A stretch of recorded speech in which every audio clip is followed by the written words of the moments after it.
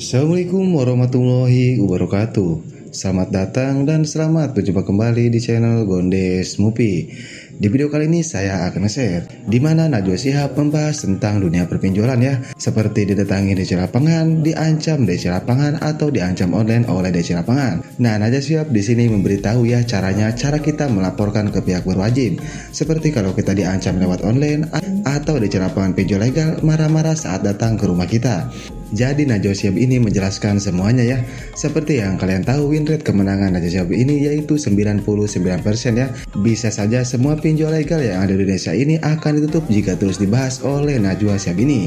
Nah, buat kalian yang galbay atau galbay di pinjol legal, atau kalian tidak galbay ya tapi kalian punya pinjaman, kalian wajib simak video Najwa Shihab ini karena ini sangat penting sekali. Baik, daripada berlama-lama, mari kita langsung saja ke videonya. Halo teman-teman, baru kelar live Mata Najwa. Saya mau bacain beberapa komentar yang masuk soal topik Mata Najwa malam ini, terjerat pinjaman online. Ternyata memang banyak sekali teman-teman di sana yang pernah mengalami hal yang sama. Apakah memang yang karena mau minjam atau yang nggak minjem tapi cuma kena getahnya, ikut-ikutan diteror gitu, karena apakah namanya sempat dijadikan penjamin atau bahkan tidak ada sama sekali cuma karena datanya bocor. Jadi ada banyak sekali.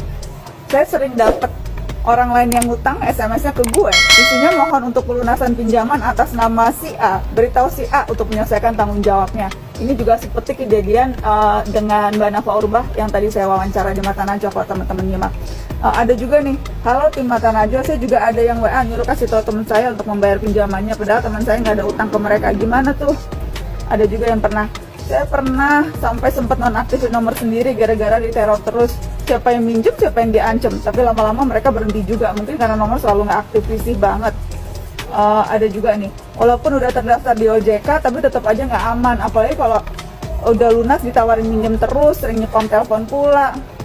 Jangan lagi deh minjem uangnya, kitanya yang tambah rugi, lebih parahnya data kita bisa disalahgunakan. Dan ada banyak sekali curhatan-curhatan seperti yang tadi juga Mbak Jenny bilang, yang ngadu ke LBH Jakarta aja guys, itu ada 7.000 dan yang nggak ngadu pasti lebih banyak lagi. Betul, yang nggak tahu bahwa mereka bisa punya akses bantuan hukum ke LBH Jakarta. Jadi memang banyak banget ya. Banyak banget Kak, itu 7.200-an itu data terakhir ya Kak, itu belum diupdate dengan data terbaru. Dan jumlah pengaduan yang masuk ke LBH Jakarta itu berkembang semakin tinggi ketika pandemi terjadi.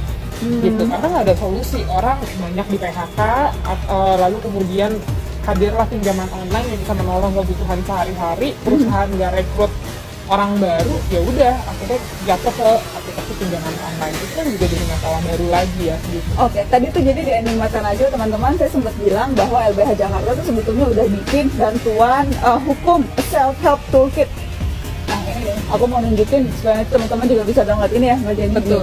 Self-help toolkit, bagaimana Anda mengatasi permasalahan utang pinjaman online dan kekerasan berbasis gender online. Nah ini ada. Jadi teman-teman bisa dapat detailnya di sini, tapi saya mau minta rangkuman dikit deh, tips-tips yang praktis kalau yang belum sempat download tapi nanti juga harus download. Jadi kalau kita jadi korban nih, betul, diteror, itu baiknya gimana ya? Yang pertama dokumentasikan segala bentuk teror. Terornya kan bisa lewat telepon, lewat WhatsApp begitu ya, atau bahkan sampai datang ke rumah. Nah itu dokumentasikan. Kenapa penting untuk didokumentasikan? Di self-help toolkit ini dijelaskan sebenarnya, supaya kalau teman-teman mau melakukan pelaporan pidana, polisi tuh selalu nanya buktinya mana. Walaupun beban pembuktian ada di kepolisian, tapi buktinya mana? Gitu. Nah bukti-bukti itu bisa jadi bukti-bukti awal teman-teman ketika lapor ke kepolisian. Jadi ke WA-WA-nya itu semuanya di screenshot ya, WA-WA ancaman dengan kata-kata kasar itu, aku tahu sebagian kasar banget itu di screenshot untuk jadi bukti. Kalau telepon juga direkam, kalau datang juga direkam.